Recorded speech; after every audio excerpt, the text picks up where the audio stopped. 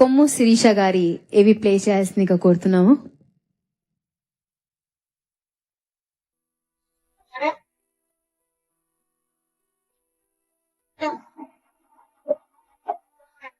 చదువుకునేటప్పుడు ఆర్థికంగా చాలా ఇబ్బందిగా ఉండేది. ఒకనొక టైంలో మా అమ్మ వాళ్ళకి కూడా చెప్పలేను, అమ్మ నాకు ఇది కావాలి. నా పేరు కొమ్ము శిరీష, మాది పెద్దమాదిగిపల్లి, నిమ్మనపల్లి మండలం, అన్నమయ్య జిల్లా. మా నాన్నగారి పేరు కొమ్ము శ్రీనివాసులు, మా అమ్మగారి పేరు కొమ్ము సుజాత. నాకు ఒకే ఒక్క చెల్లెలు.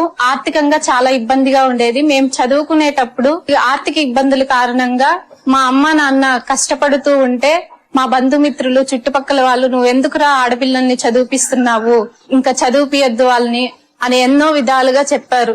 లేదు, నాకు ఆడబిడ్లైనా మగబిడ్లైనా నాకు నా బిడ్లే. చదువుకునేటప్పుడు ఆర్థికంగా చాలా ఇబ్బందిగా ఉండేది. ఒకనొక టైంలో మా అమ్మ వాళ్ళకి కూడా చెప్పలేను, అమ్మ నాకు ఇది కావాలి, నాకు ఇది తీసియండి, మా ఫ్రెండ్స్ అందరూ ఇలా ఉన్నారు, ఇలా కోచింగ్ కి వెళ్తున్నారు, నేను వెళ్ళాలి, నేను స్టడీ హాల్కి పోయి చదువుకోవాలి అని చాలా ఇబ్బందిగా ఉండేది.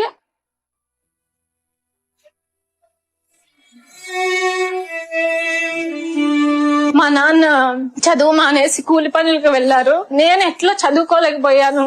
నా బిడ్డలు చదువుకోవాలా, నాకు మగ బిడ్డలైనా ఆడబిడ్డలైనా వాళ్ళకి ఎలాంటి లోటు రాకూడదు, ఒకరి మీద ఆధారపడకూడదు అనేసి మమ్మల్ని చదివిపించారు.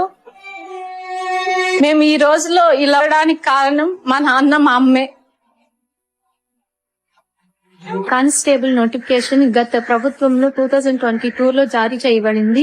జనవరిలో ప్రిలిమ్స్ ఎగ్జామ్ నిర్వహించగా తర్వాత ప్రాసెస్ అయిన ఈవెంట్స్ న్యాయపరమైన చిక్కుల వల్ల వాయిదా పడినది.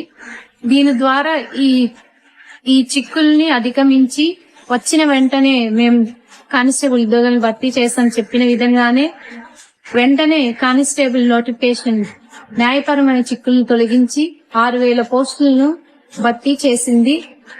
తద్వారా ఎన్నో పేద కుటుంబాలకు ఉపాధి అవకాశాన్ని కల్పించింది. ఈ రోజు నాకు ముఖ్యమంత్రి చంద్రబాబు నాయుడు గారి చొరవ వల్లే నేను ఉద్యోగం సాధించగలిగాను. అలాగే ఐటీ శాఖ మంత్రి నారా లోకేష్ గారికి, డిప్యూటీ సీఎం పవన్ కళ్యాణ్ గారికి, హోమ్ మినిస్టర్ వంగలపూడి అనిత గారికి, మా కుటుంబం అందరి తరపున నేను మనస్ఫూర్తిగా ధన్యవాదాలు తెలియజేసుకుంటున్నాను.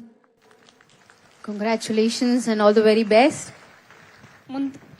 ముందుగా వేదికను అలంకరించిన గౌరవనీయులైన నారా చంద్రబాబు నాయుడు గారికి, డిప్యూటీ సీఎం పవన్ కళ్యాణ్ గారికి, హోమ్ మినిస్టర్ వంగలపూడి అనిత గారికి నా నమస్కారాలు.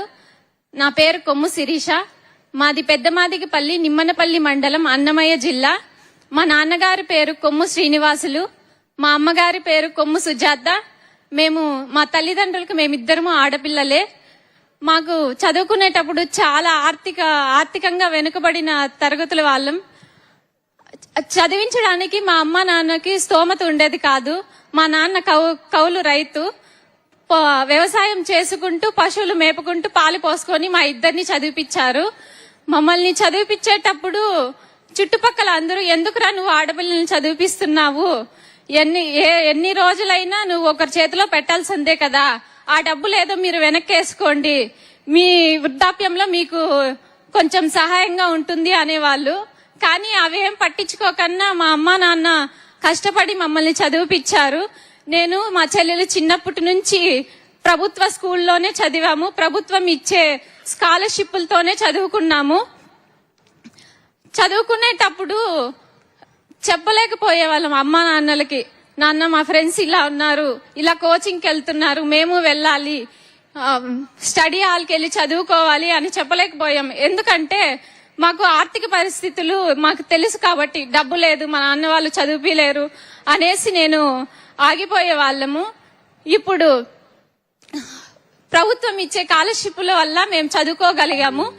ఈ రోజు నాకు ఈ ఉద్యోగం వచ్చిన దానికి మా తల్లిదండ్రులు కష్టపడ్డ కష్టమే కారణం. ఉద్యోగం రూపంలో నాకు లభించింది. నేను నా కుటుంబం చాలా ఆనందంగా ఉండగలిగాం. ఆ రోజు ఎందుకురా ఆడపిల్లల్ని నువ్వు చదివిపిస్తున్నా అనే వాళ్ళకే ఈ రోజు ఇది ఒక మంచి గుణపాఠం లాగా మిగిలింది.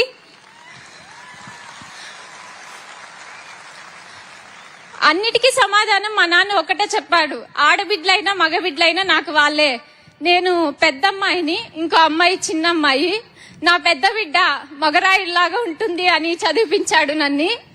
మా చెల్లి అన్ని స్కాలర్షిప్లతోనే చదువుకొని ఐఐటి విజయవాడలో చేసింది.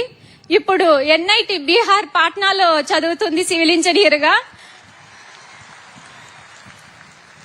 ఇన్ని కష్టాలని అధిగమించి వచ్చిన దానికి మా అమ్మ మా నాన్న కారణము.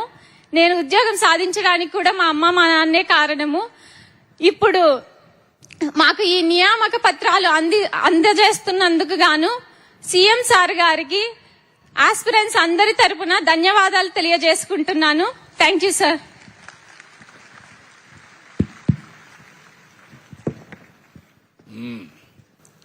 నువ్వేం చదువుకున్నావమ్మా? సార్ ఎంఎస్సీ కెమిస్ట్రీ చేశాను. MSc chemistry. ఈ అమ్మాయిని చూస్తే తల్లిదండ్రులకి చేతులెత్తి వందనాలు సమర్పిస్తున్న ఈ అమ్మాయిని ఎంఎస్సీ కెమిస్ట్రీ చేపించారు. రెండో అమ్మాయి బీటెక్ చేసి civil engineer sir, NIT partner civil engineer. ఇప్పుడు ఎన్ఐటికి వెళ్లి సివిల్ ఇంజనీర్ చేస్తా ఉంది.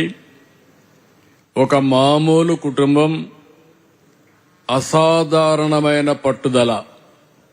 మగపిల్లలైనా ఆడపిల్లలైనా నాకు సమానం. ఈ పిల్లల భవిష్యత్తు చూడాలని చెప్పి ఆ తల్లిదండ్రులు కోరుకున్నారు.